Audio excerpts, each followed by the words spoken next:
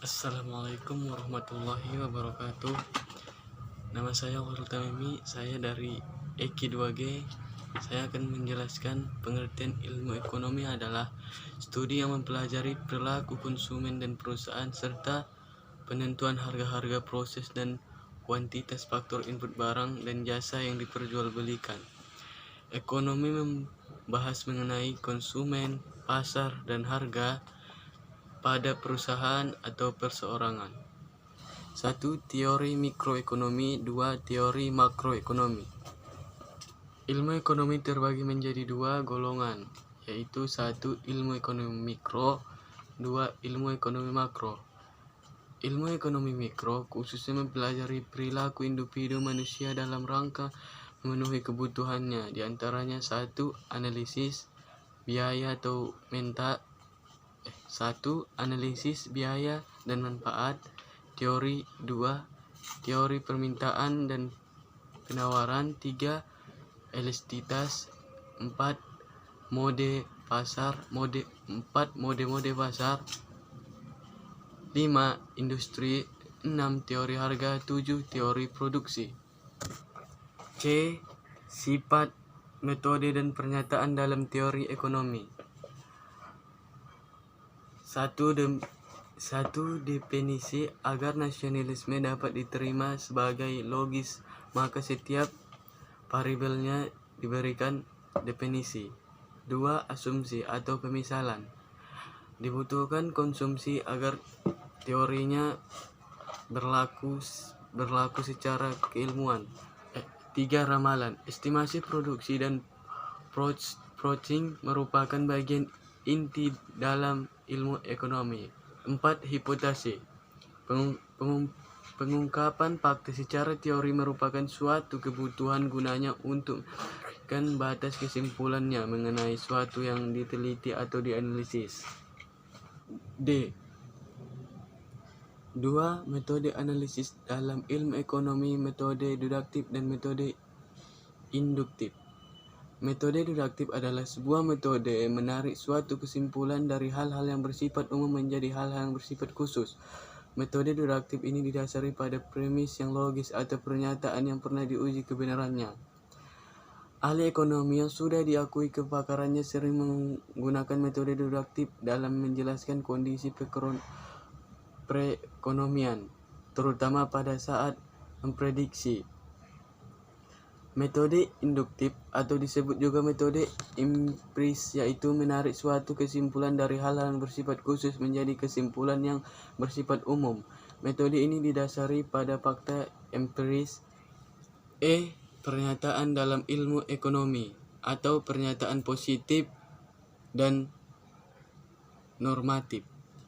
Dan positif adalah pernyataan yang menunjukkan pada kondisi yang sebenarnya terjadi. Kondisi sebenarnya yang akan terjadi berdasarkan fakta yang ada sehingga dapat dibuktikan keabsahannya. Contoh, harga suatu barang akan meningkat bila barang langka.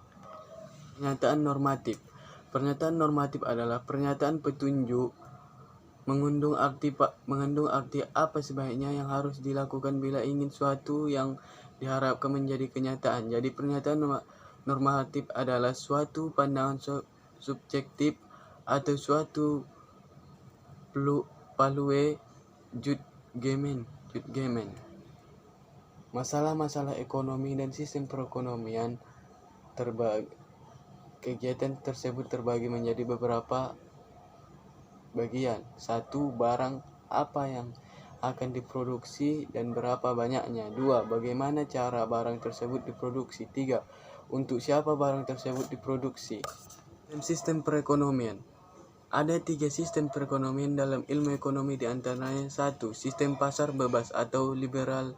2. Sistem komando atau sistem ekonomi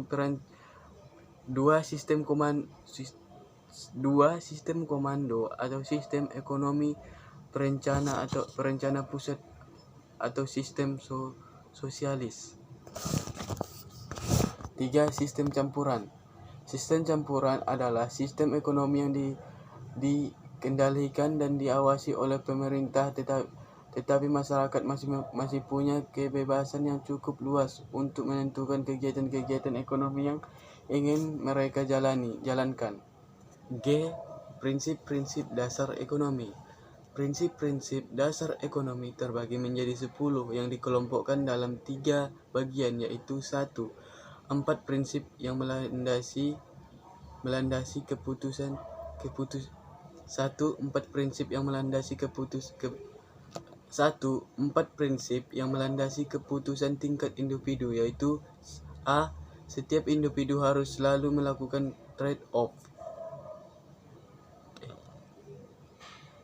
B. Biaya adalah apa yang dikorbankan untuk mendapatkan suatu. C. Orang rasional berpikir secara bertahap. D. Perilaku ekonomi beraksi tahap insentif. 2. Tiga prinsip untuk interaksi. A. Pedagang dapat atau harus menguntungkan semua pihak. B. Pasar secara umum adalah wahana yang baik untuk mengorganisasikan kegiatan ekonomi. C. Pemerintahan ada kalanya dapat baiki hasil dari mekanisme pasar.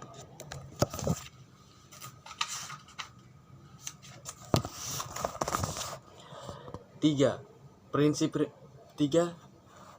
prinsip cara bekerja berkomunikasi makro. A. Standar hidup suatu negara tergantung kemampuannya memproduksi barang dan jasa. B.